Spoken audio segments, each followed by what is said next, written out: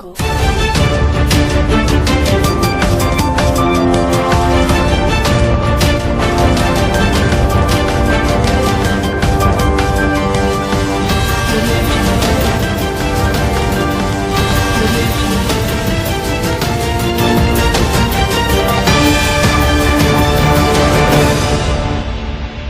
Bueno, sí. Pero eso es lo que pasa, que hay una contradicción completa entre ellos mismos. Porque ellos, los calvinistas, según quien sea, claro, confunden. Bueno, ustedes están confundidos, ¿no? Porque unos dicen una cosa en cuanto al versículo 2 y otros dicen otra cosa con respecto al versículo 2. Y según lo que digan en cuanto al versículo 2, como consecuencia, también será una cosa distinta la que se diga del versículo 6. Entonces, de ellos, quienes dicen que en el versículo 2 no se habla de creyentes, o dicho de otra manera, de falsos creyentes, pues entonces respetan el versículo 6, porque se dan cuenta de que el versículo 6 sí está hablando de las tinieblas de afuera. Y son calvinistas. Pero claro, ¿qué pasa? Que si ellos reconocen que el versículo 2 está hablando de verdaderos creyentes, bueno, lo vemos ahora, entonces el versículo 6, el 6, no puede referirse al infierno, al lago de fuego. Tienen esa posición encontrada entre ellos. Ni entre ellos se ponen de acuerdo. ¿Por qué? Porque no van haciendo exégesis y entonces crean una confusión total, se contradicen. Por eso no pueden ir a los padres apostólicos. Los padres apostólicos no entraban en este conflicto.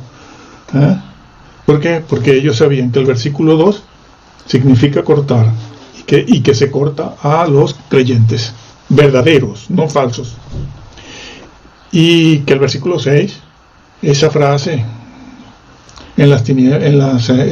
que se recogen, se cortan, se echan en el fuego y arden, significa lo que significa esa frase en todo el Nuevo Testamento, en todo, igual siempre. Se van guiando por estos manuales que son populares, son de venta popular. Entonces hay que tener cuidado, mucho cuidadito con todo esto muy popular. Porque aquí, entre paréntesis, quiero hacerles ver una cosa.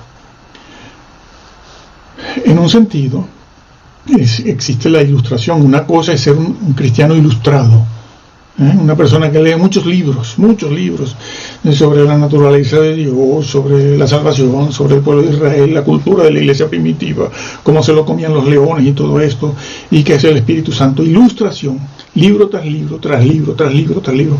No exégesis bíblica. Son dos cosas diferentes. Claro, usted se ilustra mucho. Empieza a escuchar a personas que hablan de la naturaleza de Dios, el Dios Trino, Dios Padre, esto, lo otro, la encarnación, y usted se queda completamente asombrado.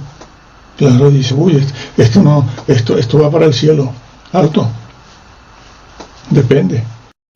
Si está mutilando la palabra de Dios y simplemente hablando de la grandeza de Dios, pero negando doctrinas importantes de la Biblia que son necesarias para guardar la salvación, esa persona no entra.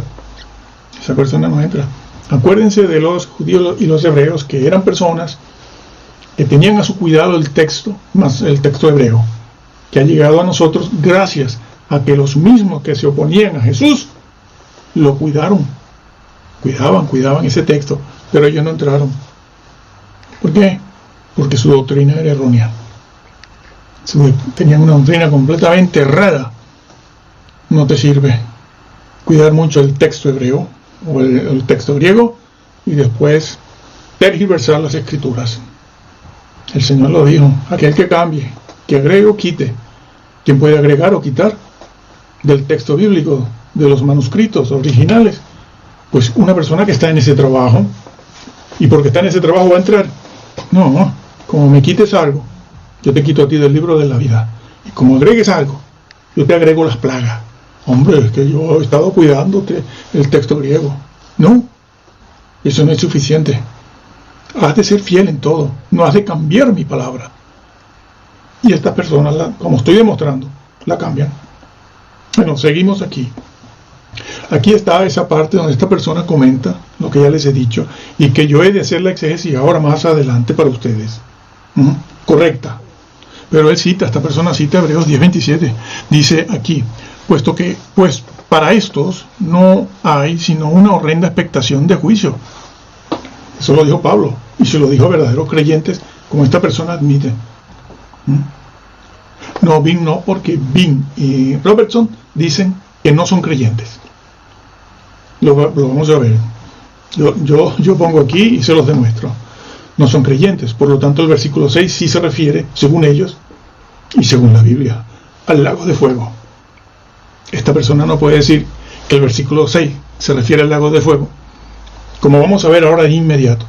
Porque claro, si son cristianos, no va a hallar a cristianos en el lago de fuego, porque él piensa que no, que la salvación no se puede dejar de alcanzar. Y resulta que la Biblia lo afirma por todas partes. Lo afirma. Bueno, sigo leyendo aquí. Sino una horrenda expectación de juicio y de hervor de fuego. Ese vocablo fuego es una referencia directa. Como ya les he dicho en los vídeos pasados, si se cortan los vídeos, ¿no?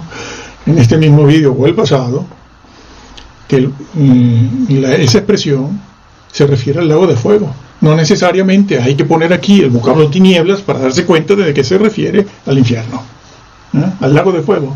Bueno, infierno en latín, el Hades, y después del Hades, dos cosas aquí con respecto a los arminianos.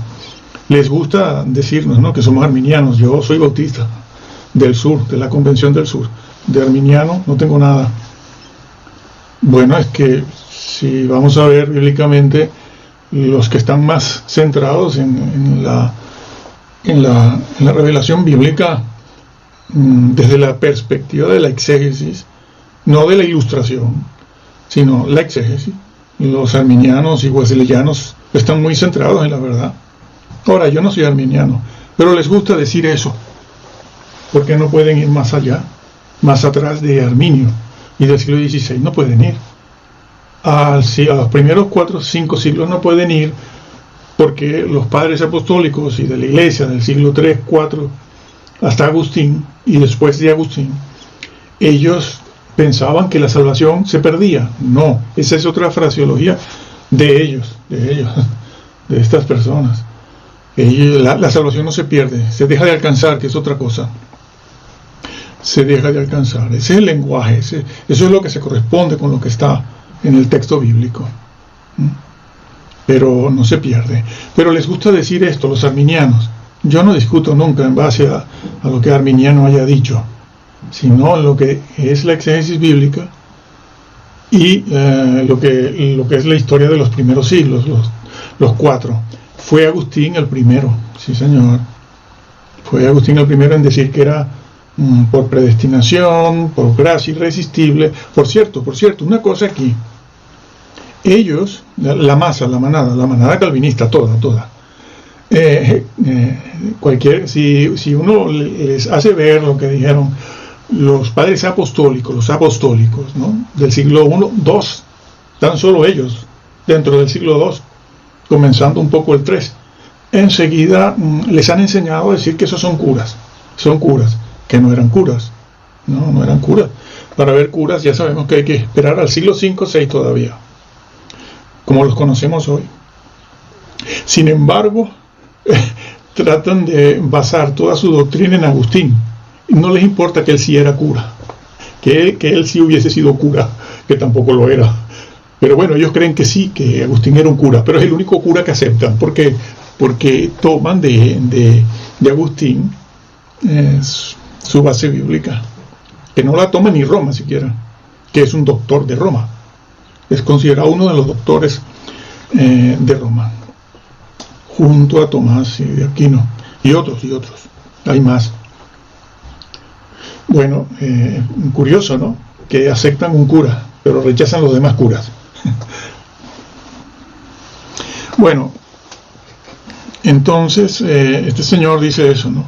Pero eso no es cierto. Váyase usted un poco más atrás. y no estén manipulando los textos y los documentos. Ojo, ese es otro tema. Bueno, entonces esta persona aquí dice, bueno, la segunda forma de entenderlo es mantener lo que dice el texto griego. Él mismo lo reconoce, mantener lo que dice el texto griego. Pasa como con el otro, ¿no? Aquel de levantar, que lo reconoció. Bueno, mantén lo que, claro, hay que mantener lo que dice el texto griego. Y lo dice, todo pámpano en mí, exactamente, en mí. Lo está diciendo, en mí está diciendo, pero de eso ya hablamos, no volveremos a ello otra vez. En ese sentido, la unidad con Cristo es real, claro, es real. Usted mismo lo explica. Pero claro, vamos a ver qué más dice después. El creyente queda inseparablemente unido al Salvador, por tanto, se trata de personas realmente salvas, cuya comunión con Cristo, la vid, está interrumpida y no pueden llevar fruto. Bueno, yo les adelanto que esta es la posición de este señor que escribe que hace todo este análisis, ¿no? Esa es la posición de él. Sí, que allí en el versículo 12 habla de verdaderos creyentes. Hombre, claro, lo está diciendo en mí. Y muchos lo reconocen, aunque otros no. Bueno, es que la exégesis lo exige, ¿no? Que estos creyentes a los que se le dirigen estas palabras en Hebreos 10 y Juan 15:2, insisten en ser rebeldes. Lo dice, no, que estas personas, estos cristianos son rebeldes e insisten, quieren ser rebeldes, y el Señor no le queda otro remedio que, bueno, dejarlos, supuestamente, pero no es eso. Están corriendo la expectación de juicio que ha de devorar a los adversarios. Y Pablo pone esas palabras amenazantes. Aquí no valen medias tintas, señores. Quieren que la policía vaya con un ramito de flores a detener a los ladrones, por Dios. El apóstol Pablo está diciéndolo de manera clara. Y les hace ver a aquellos creyentes, la mayoría hebreos, sí, hebreos. No estamos viendo el trasfondo del libro de Hebreos, pero la mayoría de ellos que conocían la salvación en Cristo Jesús. Y Pablo les dice, les pone al lado del juicio que le espera, o les espera a los incrédulos. Horrenda cosa es caer en las manos del Dios vivo. Y horrenda cosa, sí, es caer en las manos del Dios vivo. Y Pablo les cita ese juicio, les habla de ese juicio que Dios hará a los adversarios del Evangelio y de Dios. Pero esta persona dice que no pasa nada, son auténticos cristianos, Dios mío. Pero si el mismo versículo 27 lo está diciendo, horrenda cosa. Pablo les advierte del juicio que les puede caer a ellos, que es el mismo que le va a caer a los adversarios. Dice, no pasa nada, no se trata de nada malo, no se asusten.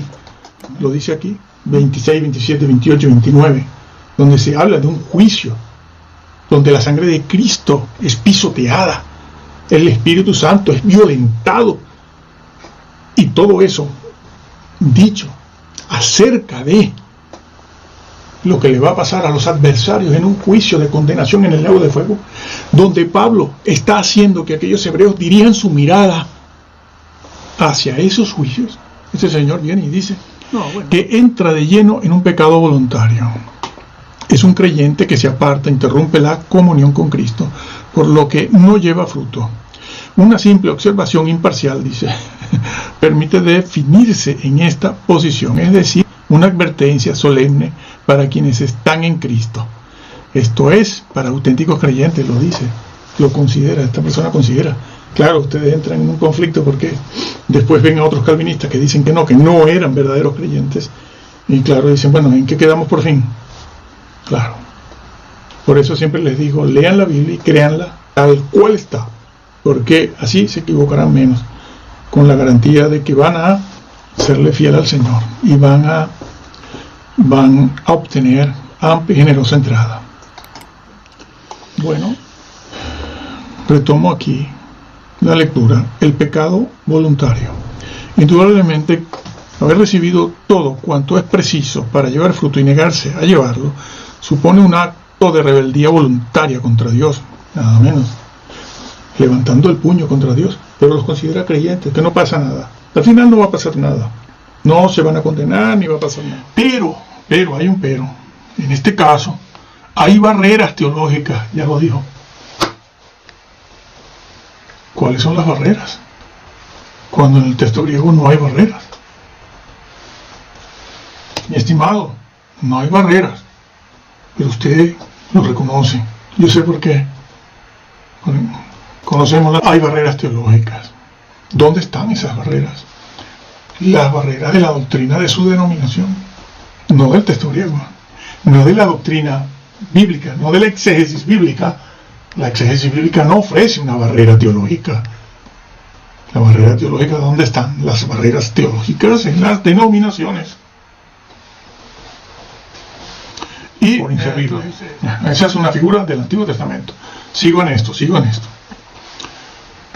La evaluación del contexto 15.5.6 exige una traducción conforme a la primera acepción, es decir, levantar. ¿Y qué hace? Inteligentemente va al versículo 6 porque sabe que el versículo 6 le va a negar el 2. Porque el versículo 6 dice que lo arranca y lo echa en las tinieblas de afuera. No usa el vocablo tiniebla porque no siempre se usa la palabra tiniebla, pero se usa cortar, echar en el fuego y arder. Y otras veces agregan alguna frase, como veremos en esta serie de vídeos, agrega la frase fuera, tinieblas de afuera. Pero claro, se da cuenta de que el versículo 6 le va a negar el 2, directamente va al 6. ¿Y qué hace? Dice, no, el 6 no está diciendo, no está hablando de eso, está hablando del sufrimiento del cristiano. Lo cambiaron por un purgatorio. De allí que hace año y medio, cuando yo dije